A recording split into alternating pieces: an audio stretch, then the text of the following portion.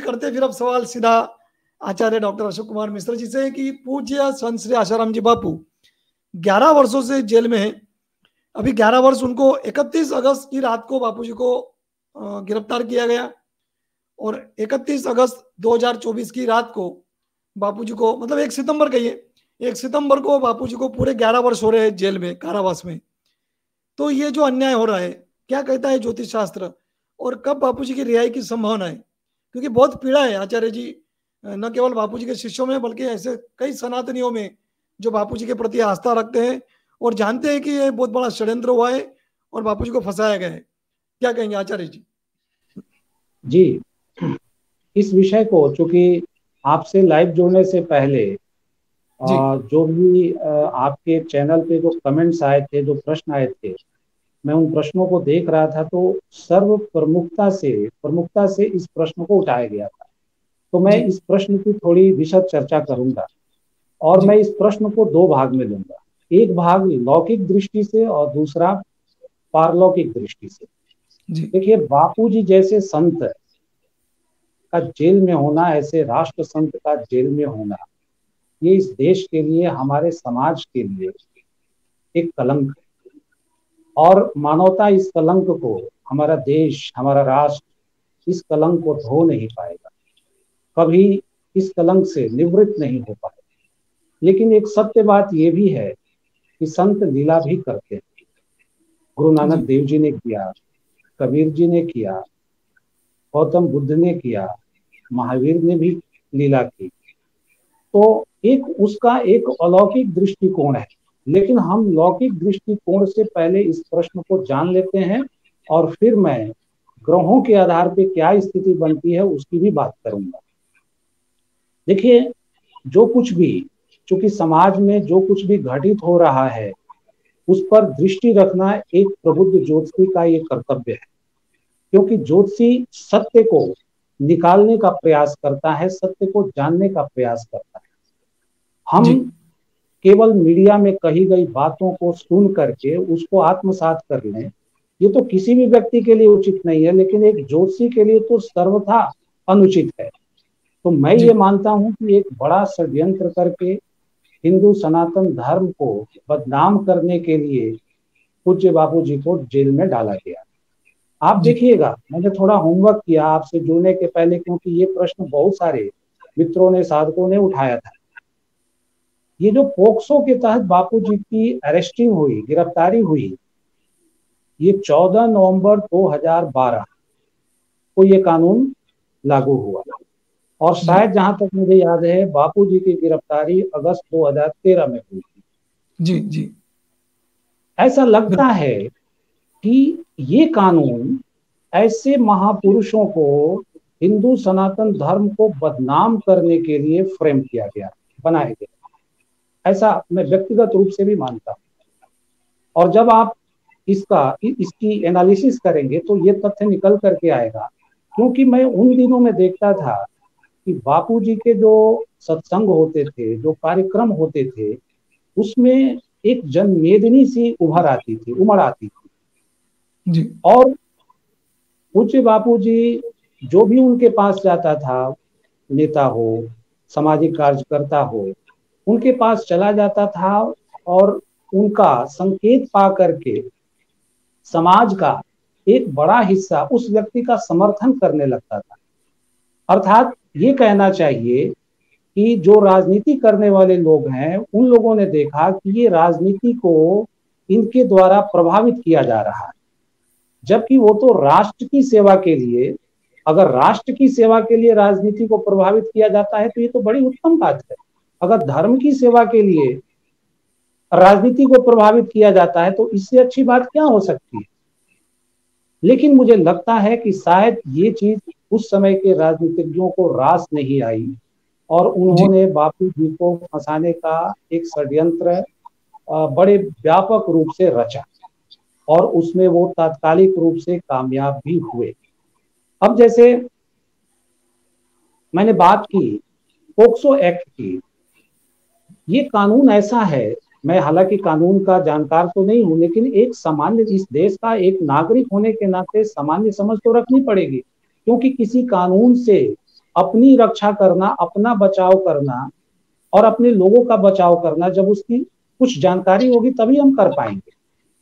ये कानून ऐसा है कि कोई भी नाबालिग कन्या अगर किसी के ऊपर सिर्फ यौन उत्पीड़न का मुकदमा कर देती है तो उस व्यक्ति को तत्काल पुलिस अरेस्ट करेगी।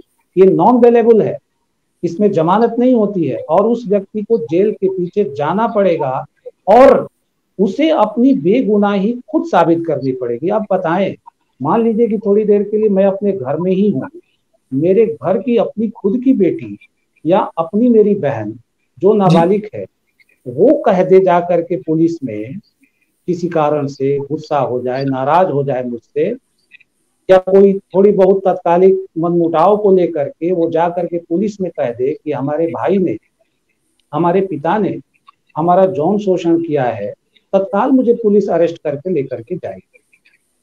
देखिए, कानून रक्षा के लिए होता है और कानून का एक सिद्धांत भी है कि भले 1000 दोषी छूट जाए लेकिन किसी निर्दोष को सजा नहीं मिलेगी। ये एक मूलभूत बात कानून में कही जाती है। लेकिन मेरा मानना है कि पूज्य आसाराम जी बापू को निर्दोष होते हुए भी कानून ने उनके विपरीत फैसला देकर के, कानून, मैं मानता हूं कि कानून न्याय नहीं करता है, आजकल फैसले दिए जाते हैं, तो उनको एक गलत फैसला देकर के प्रताड़ित किया गया, पीड़ित किया गया। उनसे जुड़े हुए तमाम जो साधक हैं, जो उनका एक परिवार है, उनको दुखी किया गया और हिंदू सनातन धर्म को कलंकित करने का प्रयास किया गया। क्योंकि बापूजी गरीबों के बीच में जिस प्रकार से सेवा कार्य कर रहे थे, जिस प्रकार से कन्वर्जन के खिलाफ वो उठ खड़े हुए थे, ये जो कन्वर्जन करने वाले लोग हैं, ये उन्होंने बापूजी को टारगेट किया कि किसी भी तरीके से इनको हटाना है। और दुर्भाग्य कहिए, समय का कुचक्र कहिए कि उसमें वो सफल हुए, उनका कुचक्र कामयाब हुआ। क्योंकि मालूम है कि हिंदुस्तान में, भारत में जो व्यक्ति है वो धर्म से जन्मते ही जुड़ जाता है, बल्कि गर्भ से जुड़ा रहता है। हमारे यहाँ तो गर्भाधान संस्कार होता है, उसके बाद 15 और संस्कार होते हैं व्यक्ति के मृत्यु पर्यंत। तो व्यक्ति का स्वभावतः उसका धर्म से जुड़ाव होता है और धर्म की ओर ले जाने वाले हमारे ये संत महापुरुष, हमारे ऋषि होते हैं। अगर उनको बदनाम कर दिया जाए तो लोगों को धर्म के प्रति, लोगों के मन में एक घृणा का भाव आ जाएगा, संतों के प्रति एक घृणा का भाव हो जाएगा और हिंदू सनातन धर्म को मिटाने का जो उनका कुचक्र है वो आसान हो जाएगा। इसी कुचक्र को, इसी अपने षड्यंत्र को, कुत्सित प्रयास को पूरा करने के लिए उन्होंने पूज्य बापू जी को, मुझे ऐसा लगता है कि फंसाया। और ये गलत है, ये समाज के ऊपर कलंक है, ये देश के ऊपर कलंक है। और मुझे पूर्ण रूप से ये भी विश्वास है। अब मैं आता हूं प्रश्न के दूसरे भाग में।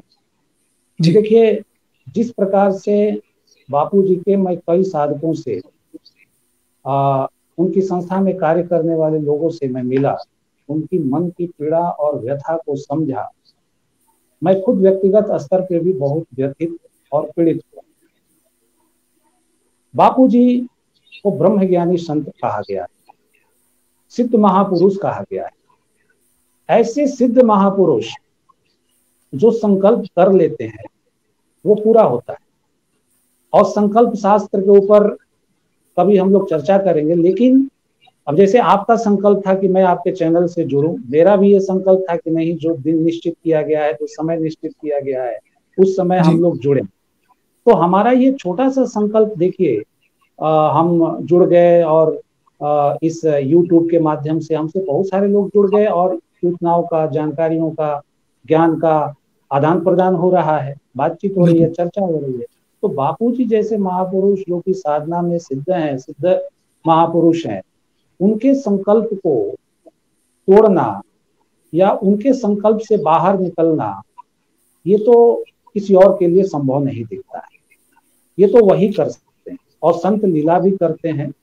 तो ये इस जो दुखद परिदृश्य अभी बना हुआ है कि बापूजी जेल में है, उसका लौकिक पक्ष और ये अलौकिक पक्ष, मैंने कहा कि ये उनकी एक लीला भी हो सकती है। संत लीला करते हैं, हो सकता है कि पूज्य बापूजी भी लीला कर रहे हैं। लेकिन अब हम प्रश्न के दूसरे पार्ट में आते हैं कि ज्योतिष शास्त्र इस संबंध में क्या कहता है। जब बापूजी की अरेस्टिंग हुई थी, गिरफ्तारी हुई थी 2013 में, उस समय बृहस्पति इसी शत्रु राशि में, मिथुन राशि में वो पीड़ित होकर के बृहस्पति बैठे। और जब बृहस्पति पीड़ित होते हैं तो धर्म की हानि होती है, धर्म से जुड़े हुए लोगों को परेशानी होती है, संतों को सताया जाता है और इस प्रकार के कुकृत्य करके, षड्यंत्र करके जेलों में डाल दिया जाता है। वो घटना घट। अब बात आती है कि समय का कुचक्र था, वो बापूजी को जेल में लेकर के गया लौकिक दृष्टि से। अब ज्योतिष शास्त्र संकेत क्या करता है कि बापूजी कब बाहर आ सकते हैं जेल से निष्कलंक छूट करके। उनके ऊपर जो झूठा आरोप, झूठा केस, मैंने, आपने जो पुस्तक मुझे गिफ्ट की थी, मैंने उसमें पढ़ा, बहुत से वकीलों ने साफ साफ तौर पे कहा है कि ये पूर्ण रूप से गलत फ्रेम किया हुआ ये केस है, चार्जेस हैं। ये बिल्कुल ही न्याय व्यवस्था के लिए एक कलंक है। इस प्रकार का आरोप गढ़ करके किसी संत को, प्रसिद्ध संत को बदनाम करना, उनको पीड़ित करना, उनसे जुड़े हुए साधक समुदाय को पीड़ित करना, ये बहुत ही निंदनीय है। मैंने उस पुस्तक में, और ये सब सुप्रीम कोर्ट के कई वरिष्ठ वकीलों की उसमें अभिव्यक्ति है, ये मैंने देखा। तो अब जो आने वाला कालखंड है, जैसा मैंने बताया कि बृहस्पति की बहुत अच्छी स्थिति 2025 सेकेंड हाफ से उसकी शुरुआत हो जाएगी, 2026, 2027।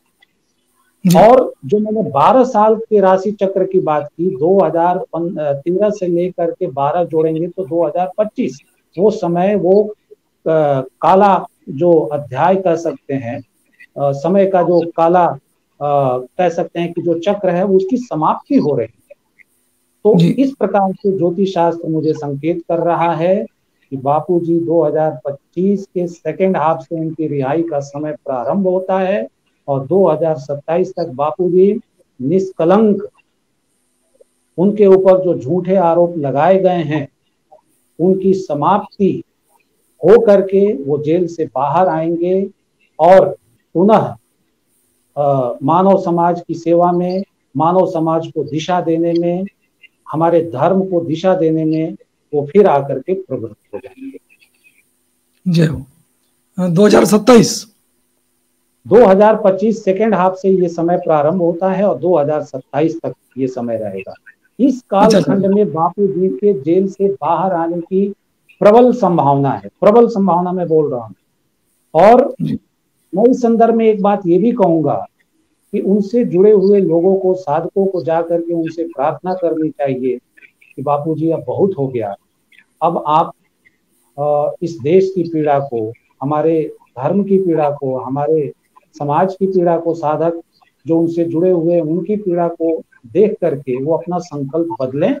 और हमारा ये कर्तव्य है, उनसे जुड़े हुए लोगों का ये कर्तव्य है कि न्यायालय में पुनः 2025 सेकेंड हाफ में उनके लिए बेल पिटीशन फाइल किया जाए। जो संत सेवी, जो धर्म प्रेमी, जो हमारे वकील वृंद हैं, उनसे संपर्क करके वकील ऐसे रखे जाएं जो कानून का भी ज्ञाता हो, धर्म का भी ज्ञाता हो। ऐसे व्यक्ति को वकील नियुक्त करके उनके रिहाई के प्रयास किए जाएं। मुझे लगता है कि बापूजी का ये संकल्प और आप लोगों का, हम लोगों का ये प्रयास उनको जेल से बाहर ला पाएगा। और ये घटना, ये सुखद घटना, ये हम लोगों के जीवन में जल्द आने वाला है। 2025 से लेकर के 2027 के बीच में बापूजी जेल से बाहर निकल करके आएंगे। जी, जुलाई 2025 से कह सकते हैं ना, सेकंड हाफ। बिल्कुल बिल्कुल। मैंने जैसा बताया कि न्याय व्यवस्था जो है, एक किसी ने प्रश्न भी किया था कि भारत की न्याय व्यवस्था कब बदलेगी। शनि न्याय के कारक देवता है, इनको कर्माध्यक्ष भी कहा गया है ज्योतिष शास्त्र में। शनि राशि परिवर्तन करके बृहस्पति की मीन राशि में 29 मार्च 2025 को आएंगे। भारत की न्याय व्यवस्था वहां से बदलनी प्रारंभ होगी।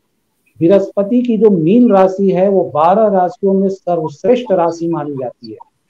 और बृहस्पति हमारे ज्योतिष शास्त्र में उनको गुरु की उपाधि दी गई है, संत की उपाधि दी गई है, वो सत्वगुणी ग्रह उनको माना गया है। तो इसका संकेत हमें ये होता है, इसका तात्पर्य ये निकलता है कि जब बृहस्पति के मीन राशि में शनि का गोचर होगा तो संत समाज को, धर्म को एक गति मिलेगी, और जो संतों के ऊपर झूठे केस कर दिए गए थे वो केस, वो लांछन उनके ऊपर से न्याय व्यवस्था हटा लेगी, उसको दूर करके उनको निष्कलंकित करके फिर से उनको मुक्त करेगी। ऐसा शनि का गोचर हमको संकेत कर रहा है। और शनि एक राशि में 2.5 साल रहते हैं, अपने आने के कुछ दिनों पूर्व से वो प्रभाव देना प्रारंभ कर देते हैं, लगभग 2 महीने। तो आप मान के चलिए कि मार्च 2025 में शनि का गोचर होना है, तो जनवरी फरवरी से उनका प्रभाव शुरू हो जाएगा। लेकिन उस एनर्जी को ऑप्टिमाइज होने में थोड़ा समय लगेगा। तो इसीलिए मैं बोल रहा हूं कि 2025 का जो सेकेंड हाफ है वो वहां से एक ऑप्टिमम, इस काम को लेकर के एक ऑप्टिमम संभावना का एक परिदृश्य बनता है जो कि 2027 तक रहेगा। जी, जैसे कि एक और बापू जी से जुड़ी बात कि जैसे सनातन संस्था के जो परम पूज्य डॉक्टर आठवले जी है, परम पूज्य डॉक्टर जयंत आठवले जी, आप उनको अच्छी तरह जानते हैं क्योंकि आप भी 2 वर्ष से वहाँ आ रहे हैं गोवा में। जी बिल्कुल। तो 2015 में जब हम उनसे मिले थे, हमारे कई साधक भी थे, प्रमुख मुख्य साधक थे आश्रम से, और मैं भी था। तो हम लोग जब 2015 में उनसे मिले तो आठवले जी ने ये कहा था, परम पूज्य आठवले जी ने, कि बापू जी चाहे तो आज ही बाहर आ सकते हैं, संकल्प यदि वे करे तो, लेकिन वो इसलिए नहीं कर रहे हैं कि एक साधारण व्यक्ति पे अत्याचार करने से जितना पाप लगता है उससे कई गुना अधिक पाप लगता है एक संत पे अत्याचार का। तो दुष्टों का पाप का घड़ा जल्दी भरे, उनका विनाश जल्दी हो, इसलिए बापूजी खुद कष्ट झेल रहे हैं, खुद संकल्प न करके बाहर नहीं आ रहे, मतलब। और तो उनका कहना, मतलब उन्होंने ये कहा कि बापूजी इसीलिए अंदर है कि दुष्टों का पाप का घड़ा जल्दी भरे, जिन्होंने उनको साजिश करके फंसाया, जिन्होंने उनपे जो निंदा कर रहे हैं वगैरह वगैरह सब उसमें आ गए। तो क्या जो दुष्ट लोग हैं, तो क्या उनको उनके कर्मों का फल, मतलब बापूजी लीला भी कर रहे हैं, कहीं ना कहीं षड्यंत्र भी हुआ है, और ज्योतिष की दृष्टि से भी हम जब देख रहे हैं तो 25 से 27 के बीच बापूजी की बाहर आने की संभावना है।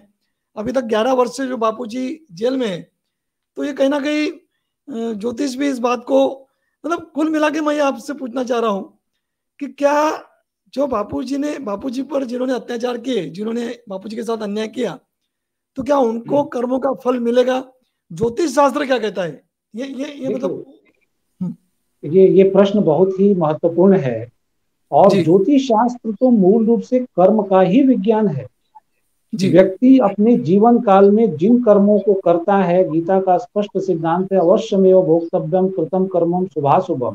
तो कुछ कर्मों का फल वो अपने उस जीवन में भुगत लेता है, लेकिन बहुत सारे कर्म फल नहीं दे पाते हैं या जीव उसका फल नहीं भोग पाता है। वो कैरी फॉरवर्ड होकर के उस जीव के अगले जीवन में जाते हैं प्रारब्ध के रूप में, और फिर जीव वहां पे उन कर्मों को भोगता है। अगले जीवन में जन्म के समय गोचर ग्रहों की ऐसी पोजीशन बन जाती है कि ग्रह उसको अगले जीवन में उसी प्रकार से फल देते हैं।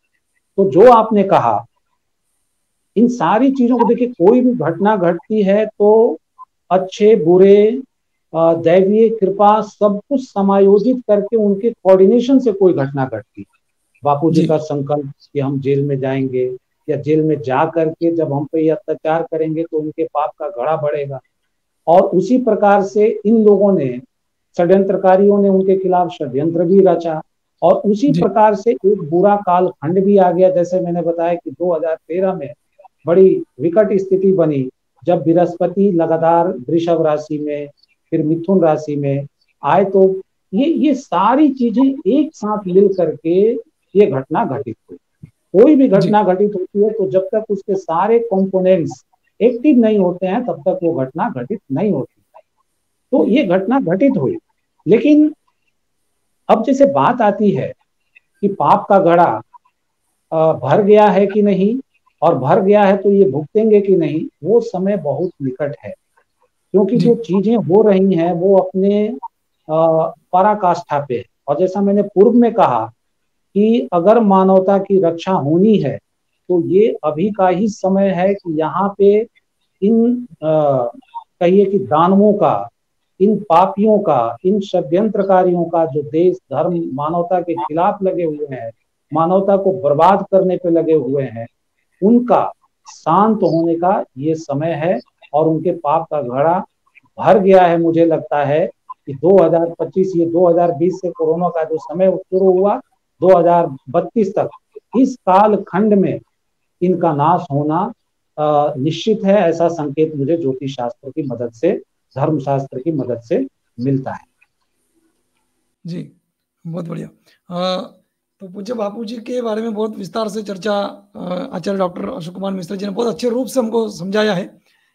और मैं तो चाहता हूं कि मैंने पहले भी कहा कि आचार्य जी एक बार स्पेशल बापू जी पर हम चर्चा करने के लिए कुंडली के साथ, बापू जी की जो कुंडली है जन्म मतलब जो जन्म का समय है उसके आधार पे वो जन्म कुंडली बनाकर फिर उस पर चर्चा यदि कर सके तो बहुत बढ़िया होगा।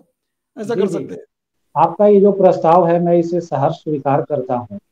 अब जी बापूजी जैसे महापुरुष की कुंडली की सहायता से उनका विवेचन करना, तो ये तो एक अल्पज्ञता होगी, लेकिन फिर भी ये लौकिक विद्या है और बहुत सारी चीजों को स्पष्ट करती है। तो अगर बापूजी की कुंडली उपलब्ध है तो एक कह सकते हैं कि मानसिक रूप से उनसे क्षमा याचना करते हुए हम लोग उनकी कुंडली के ऊपर चर्चा करेंगे। क्योंकि किसी महापुरुष जी की कुंडली, वो जी वो उस कुंडली से, वो कर्म के बंधन से ऐसे महापुरुष मुक्त होते हैं।